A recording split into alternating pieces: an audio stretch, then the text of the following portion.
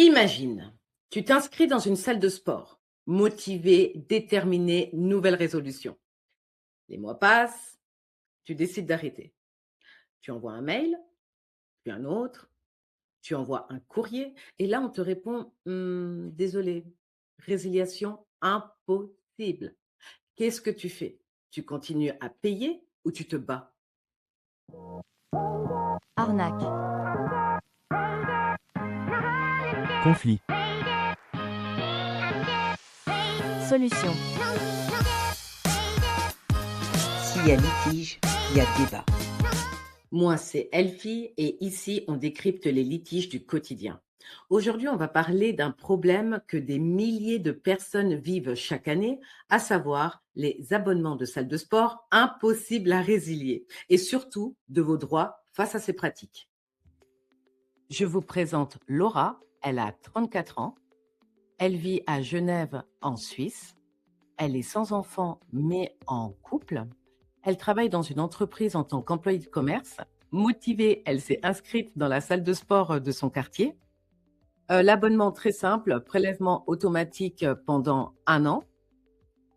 Malheureusement, le temps fait que, ben voilà, elle a eu des soucis, burn-out, et elle ne peut plus honorer son abonnement. Donc, qu'est-ce qu'elle fait? Elle envoie un mail auquel on ne lui répond pas, donc elle relance et elle finit par appeler. Et c'est là qu'on lui dit que sa demande n'est pas valable. Pourquoi?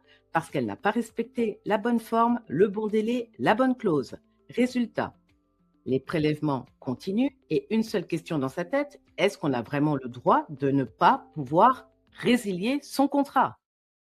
Et c'est là que le piège se referme. Sur le papier, un abonnement à la salle de sport, c'est banal, mais dans la réalité, ça peut devenir un vrai cauchemar administratif. On te parle de délai, on te parle de résiliation, on te parle de lettres recommandées. Et soyons honnêtes, la plupart des gens qui laissent tomber, c'est pourquoi? Pas parce qu'ils sont d'accord, mais parce que c'est épuisant. Après tout, on se dit, pour quelques dizaines de francs, est-ce que ça vaut vraiment la peine de se battre? Moi, ce qui me choque le plus dans ces histoires, c'est pas le contrat, c'est le sentiment d'être piégé. On parle de sport, de bien-être, pas d'un crédit bancaire. Et quand on veut arrêter, on ne devrait pas avoir l'impression de demander une faveur. Un contrat, il doit pouvoir se terminer. Point. Et beaucoup découvrent leurs droits seulement quand il est trop tard. Alors, je vous pose une vraie question. Est-ce que c'est normal qu'une salle de sport rende une résiliation aussi compliquée? Ou est-ce qu'on est face à un système qui compte sur l'épuisement du client? J'aimerais vraiment vous entendre parce que ce litige-là, il touche toutes les générations. Je vais vous poser des questions.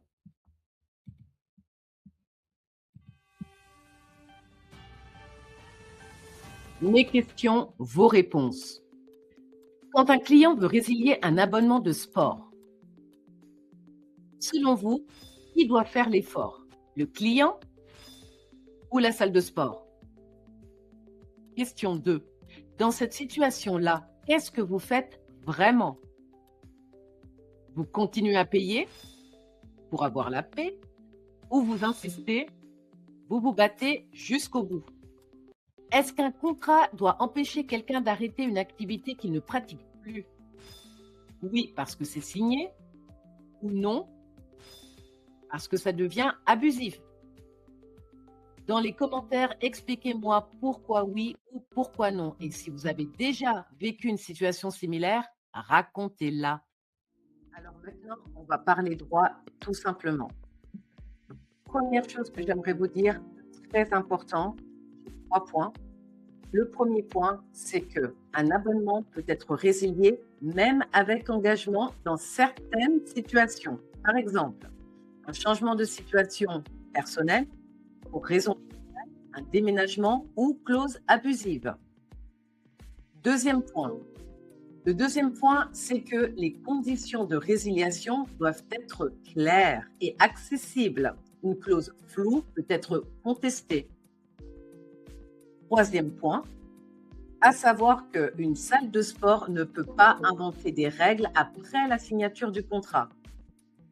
S'il y a litige ou à faire concrètement, si vous le pouvez encore, c'est que Mes conseils dans ces cas-là, relire attentivement le contrat, vérifier les délais et les formes exigées, résilier par écrit de préférence en recommandé, conserver toutes les preuves, contester par écrit en cas de refus injustifié.